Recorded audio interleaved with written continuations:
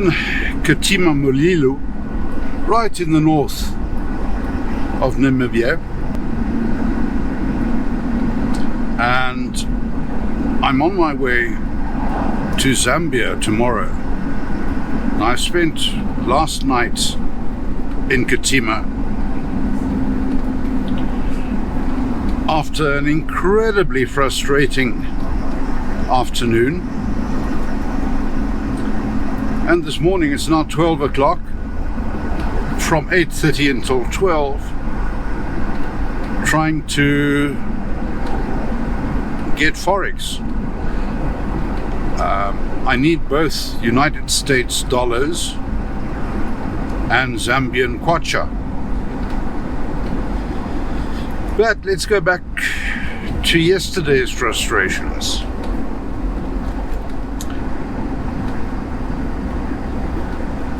Something the Zambian authorities require via Interpol agents at all of their border posts is a vehicle clearance certificate.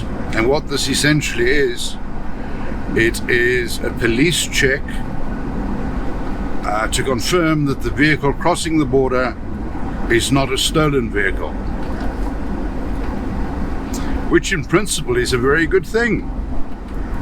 However, there are, for example, if we look at Johannesburg in South Africa, there are apparently only two places where you can obtain this. You can't get it from any police station. And in Pretoria there are two places. Waterloo is one. I'm not sure where the other one is. But to add to the confusion of this, or the difficulty of it, none of the other countries bordering South Africa or Namibia require this police clearance certificate. 10 years ago, it was very common. Most borders required it, but not anymore today. So all of my research told me that I didn't need a police clearance certificate when I was in South Africa if I wanted to travel to Zambia. But as many people on the forums, on the 4x4 community forums say you do require it, as many say you don't require it. For some border posts going into Zambia, you require it. For others, you don't require it. Some people have said it's nothing but a scam to make money, because when you don't have it, they'll let you hang around there until you pay them a bribe. So I'm not at all sure. What I can say to you, information on Zambia is very limited. I'm talking about border crossing information. Some information I did get from a YouTube channel was that there are 10 processes, there are 10 stages crossing from Namibia to Zambia. 10 hoops you have to jump through. And this can take several hours, depending on the border post. Now, somebody said to me yesterday, a Zambian, that I asked to give me some guidance. He was coming in to do monthly grocery shopping in Katima. And he said to me, and he runs vehicles through all the time, and he's apparently well known at the border post. And he said to me, it all depends on the day. It's a bit like fishing, I suppose. Anything can happen. Anyway, yesterday I went to the Namibian police headquarters and spoke to a constable there. Said, look, we can do nothing. We can only issue clearance certificates for Namibian vehicles, which is perfectly understandable. So being quite desperate, I went to see a chief inspector.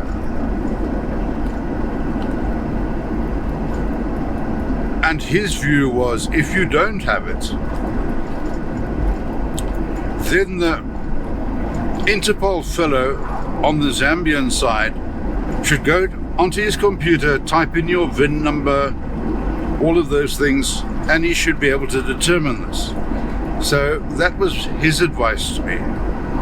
But in leaving, he said to me, Zambia, that's a different country. Now, Katima is right on the border with Zambia. It's literally a kilometer away. The Wenela, Shesheke border. So, last night at my accommodation, and I'm staying at chalets about 30 kilometers outside Katima, I asked the owner what he knew about this, and he said to me, look, I don't know very much, but there's a friend of mine coming through. He's a Zambian from Zambia. He's going to be a short while for drinks and dinner, and then he's carrying on. And as it happened, as he pulled in, as the Zambian pulled in, I accosted him and said to him, look, I've got two problems. Can you give me some advice? And his name is Neville. Anyway, Neville very kindly spent half an hour with me giving advice. Now, Neville travels between Zambia and Namibia quite a lot. He has a fleet of land cruisers. I'm not quite sure what they do, but they travel across the border quite a lot. And he's well known at the Zambian border. So he said to me, look, why don't you take my photograph and I'll stand in front of one of my vehicles. And if you have difficulty, say to the Interpol official, look, I'm desperate now. I need help. I haven't got this clearance certificate. But I spoke to Neville last night, show him the photograph and say, you know this guy, he crosses often. Neville has said to me, I must show you the photograph and ask you if you can't please help me. So I've got Neville's photograph. And so we'll see about the police clearance and what can be done there. It's probably inevitable there will be a fee to be paid. That is the way it works in Zambia, virtually everywhere, I'm told. The Namibian side is straightforward. But they say Zambia it's a different ball game. Our ball games have rules, not the Zambian ball game. Nah, rules change all the time. So that was the one dilemma. The second dilemma is foreign currency. Now, when you cross the border into Zambia, there are a number of things you have to pay. All in all, talking South African rands or Namibian dollars, you're talking a cost of about 1,000 rand or $1,000 Namibian. The bulk of the payment is made in Zambian Kwacha, with the exception, I'm told, of the carbon tax, which is $20 US and must be paid in US dollars. Everything else is paid in Kwacha. Don't know why that is so. So I went to FNB, which is my bank in Katima yesterday, to get dollars and Kwachas, US dollars and Kwachas. And the response from the Forex person was, nah, we've got no more foreign currency, it's all finished. So I said to him, US dollars? You don't have US dollars? No, it's finished. We can phone Windhoek to try and get some, but then it'll take maybe a week to get here. By this stage, I was quite fed up. That's a polite term. And I said to him, what about Zambian Kwacha? He said, no, we don't deal in Zambian Kwacha. And apparently no banks deal in Zambian Kwacha. You must make up your own mind why that would be. So right, I've got to cross the border from Namibia to Zambia. I need Zambian Kwacha, but I can't get them. My bank says US dollars they don't have, and I need those too. So this morning, I went to Bank Windhoek and to their Forex department and said, I need US dollars. And it took about half an hour, lots of forms to be filled in, computers to be typed, passports to be checked.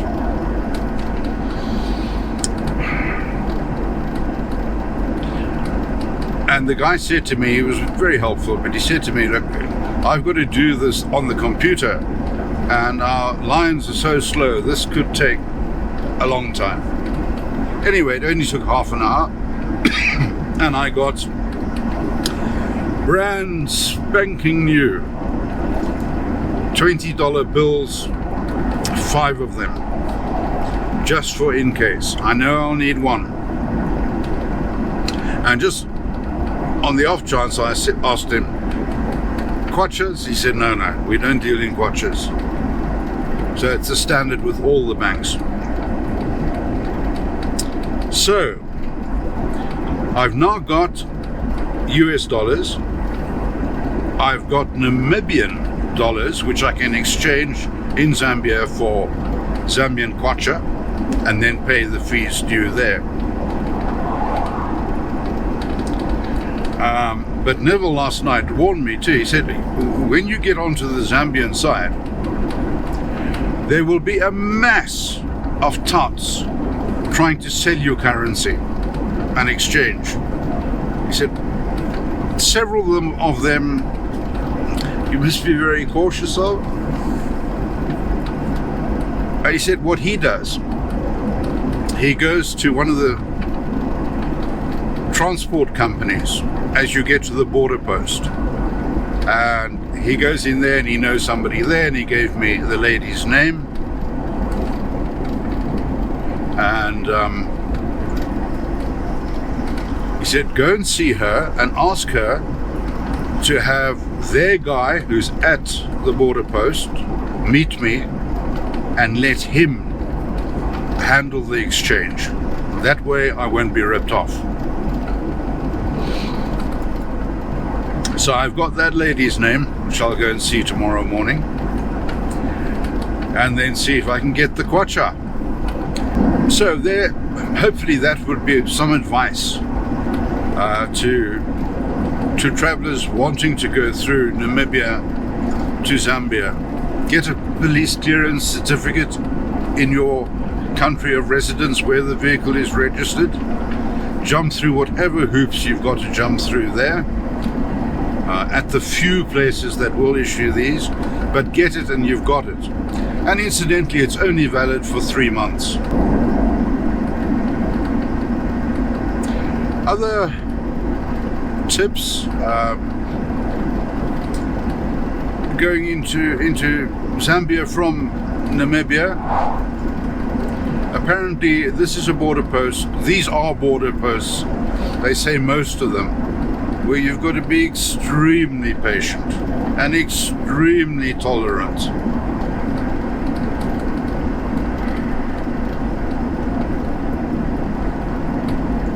And subservient to the official. Then, as far as fresh meat goes, I've read time and time again, no fresh meat across the Namibian-Zambian border. I spoke to a Namibian where I stayed 2 nights ago, and he said to me, no meat may across the border. Speaking to Neville last night, who crosses the border frequently, who does his grocery shopping in Namibia and then goes back to Zambia, said there's no problem in taking in fresh meat. You're free to take it in. It's again these things, nothing is really sure, nothing is set in concrete. You've got to play it as it happens, as the official on the other side decides it should be. And in Katima, not the best place to buy fresh meat. I think the last really good place, in my opinion, where you'll get good fresh meat is Otjiwarongo. Get your fresh meat there. Then in Zambia, probably where I'm going, the next place I'll be able to get fresh meat is Mongu. So I want to make sure that I've got a fairly full freezer. I've cooked half of the meat because you can take cooked food in. Botswana, Namibia, they've all got their rules on it. Cooked food is fine. Raw meat is the problem. So I've got most of mine is now cooked meat, and I'm going to take some raw meat that if it is confiscated, at least I haven't lost everything.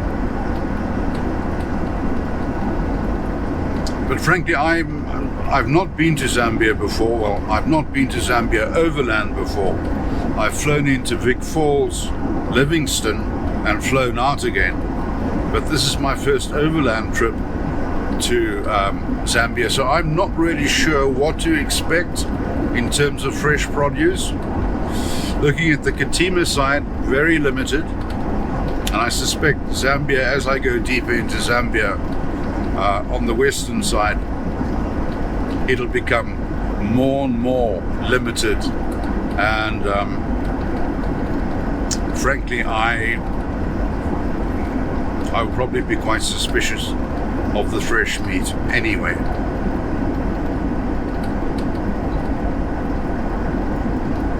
So get your US dollars in your country of residence. Get your clearance certificate close to the date you depart, because it's only valid for 3 months. Get as many stamps on it as you possibly can. Stamps are very important things. As many as possible. Flourishing signatures.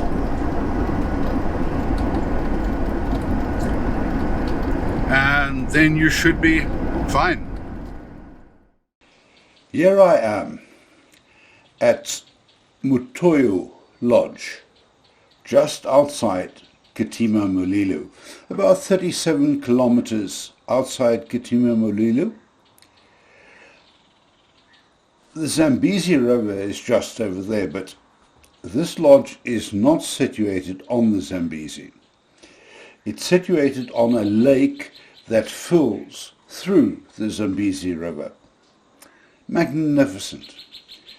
My intention was to spend one night here before crossing into Zambia,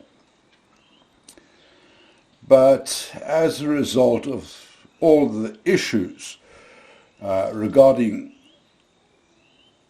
getting hold of foreign currency, I spent yesterday doing that. It was a frantic day. And I decided to stay another night, third night here, just to relax and enjoy this place. It is magnificent. Mutoyo Lodge. It's owned and run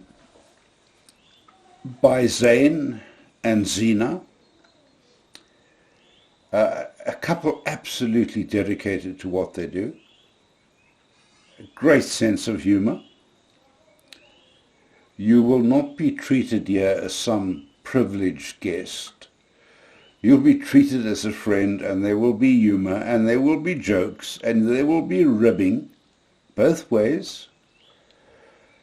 And I've thoroughly enjoyed staying here. I've enjoyed their company. I've enjoyed their style enormously. This is not a typical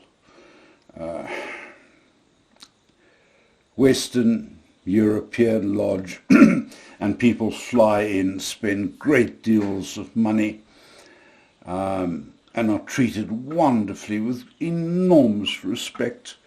This is just a wonderful place with a friendly atmosphere.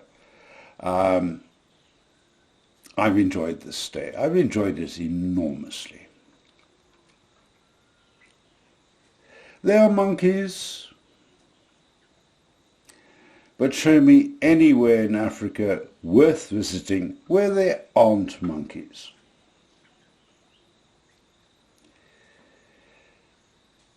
It is absolutely silent. I'm staying in a chalet, which are absolutely beautiful, simple but beautiful. There is a camping area just down the road, which I've been to visit. Very nice green lawns, but quite popular. Whereas in the chalets, there's somebody right over there, and there's me. So you've got total privacy. It is obviously more expensive. But I think the campsite, while it's small and it won't get full, you're going to have people around you all the time. I've loved the chalet. I've absolutely loved it. It is so tranquil, so peaceful. It has air conditioning. I haven't switched the air conditioning on because at this time of year you simply don't need it. It has a gas stove, which I've used each night. I'm going to be doing enough braaiing not to braai while I'm here, but I've been able to pre-cook some meals, which have all gone into the freezer. Ensuite bathroom, shower, lovely, absolutely lovely. It gets quite chilly at night, and there are areas of the chalet that are entirely open with just shadow netting, which is magnificent. I love it. No windows, no complications. You really do feel as though you're outside, you're in nature. Breakfasts are included in the rate that I'm paying. Superb breakfasts.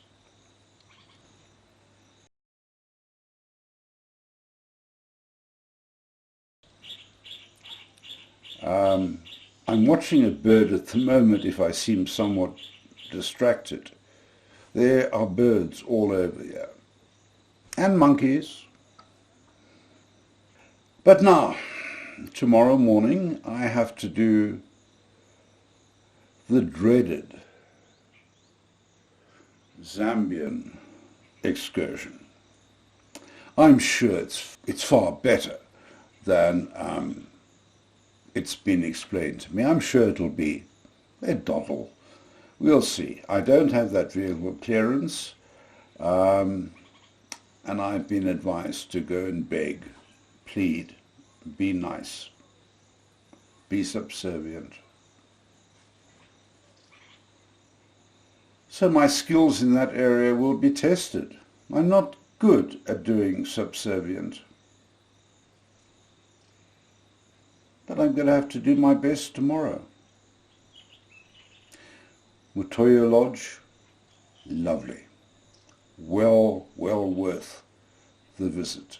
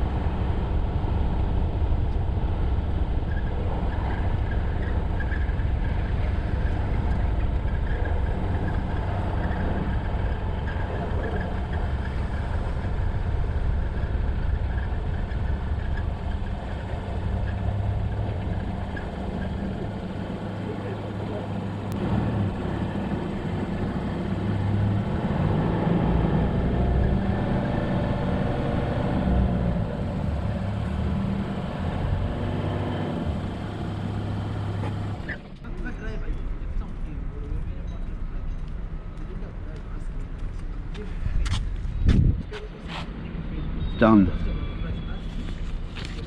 Yeah. Yeah, yeah, yeah. Well, that process took a couple of hours. It certainly is convoluted, and I've come away with 10 or 12 different pieces of paper. I have no idea what they are for. I paid about 1,000 rand, all in all.